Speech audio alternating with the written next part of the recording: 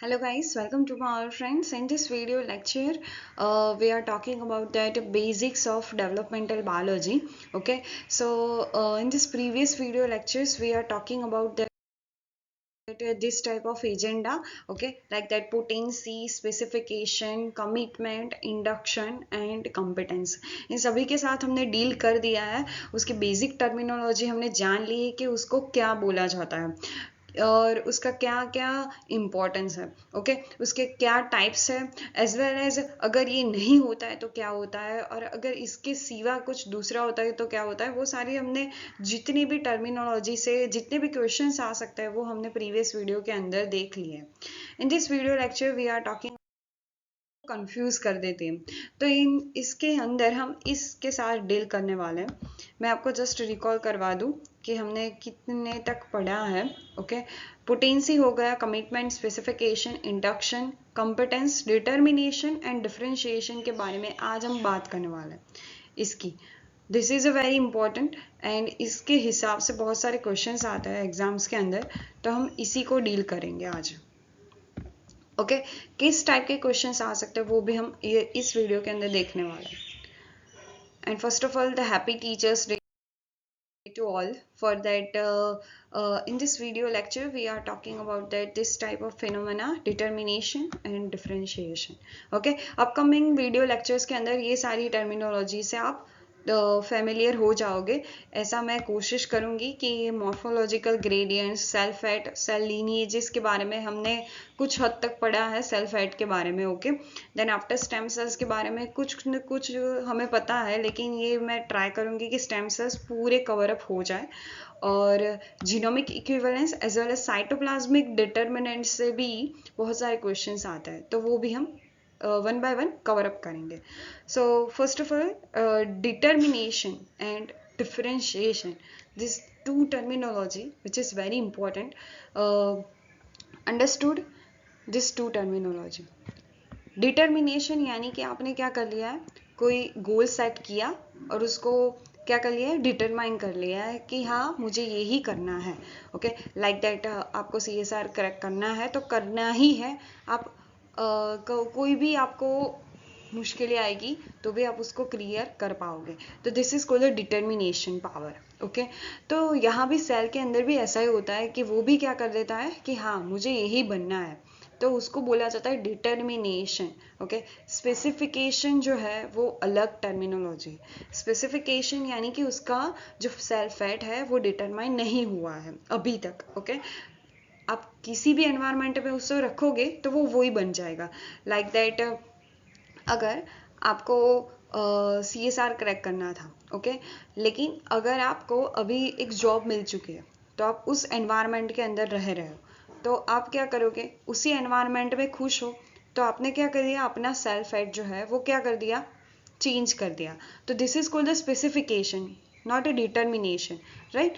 So in this second terminology which is called the differentiation. तो differentiation क्या होता है वो भी हम इस वीडियो के अंदर कवर अप करने वाले हैं. So determination is a very important terminology in the developmental biology.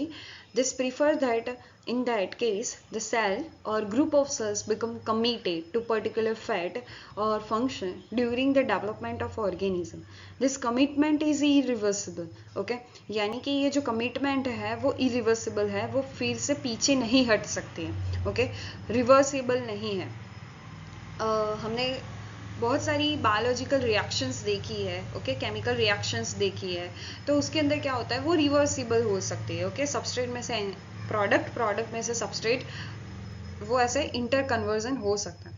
लेकिन जब हम बात करते हैं डिटर्मिनेशन की तो वो एक पर्टिकुलर कमिटमेंट है सेल की कि हाँ मैं अब आगे चलकर मसल सेल बनूंगा, आगे चलकर न्यूरॉन्स बनाऊंगा. तो ये कमिटमेंट तय हो चुके हैं. Meaning that once the cell has become determined and it will continue to develop into the its destinated cells even if it is placed in different environment. Okay, तो ऐसा होता है ना, कुछ बच्चे होते हैं कि जिसका पहले से ही गोल तय होता है कि मुझे आगे चलकर यही बनना है। ओके, तो आप उसे किसी भी इन्वायरमेंट में रखोगे, उसके पास जितने भी अगर फ्रेंड्स हैं तो वो अलग अलग कुछ ना कुछ उसकी स्पेशलिटी होगी। ओके, लेकिन अगर उसको मान लीजिए कि उसको पर्टिकुलरली आर्मी में ही ज्वाइन होना है, तो वो आर्मी में ही ज्वाइन होगा। आसपास के सारे बच्चे अगर डॉक्टर्स या फिर कुछ भी बनना चाहते हैं, लेकिन उसको जो बनना है वो ही बनेगा। तो this is called that determination.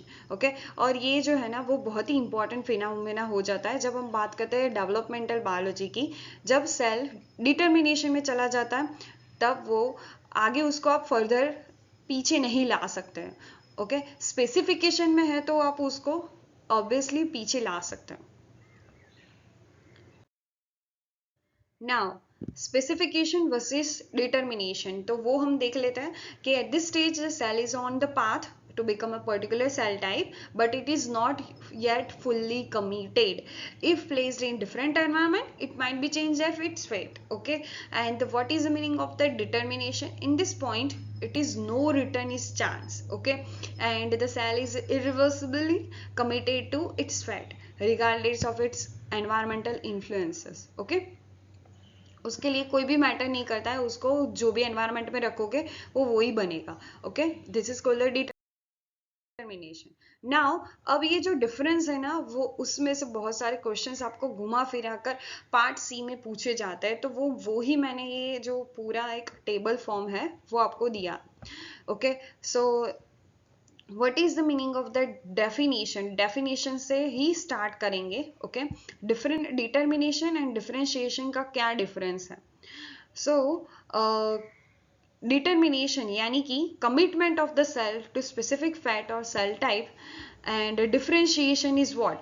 the process by which a determined cell develops into the specialized cell. Okay, ये सारी टर्मिनोलॉजी है ना वो सबको बहुत ज़्यादा कंफ्यूज कर देती है। वो स्पेशलाइज्ड सेल तो पहले था, डिटर्मिनेशन बाद में है, तो फिर से हम क्यों स्पेशलाइज्ड सेल बना रहे हैं? ओके, तो यहाँ पर स्पेशलाइज्ड सेल लिखा है, स्पेसिफिकेशन नहीं लिखा है। ओके, तो वो हमें याद रखना।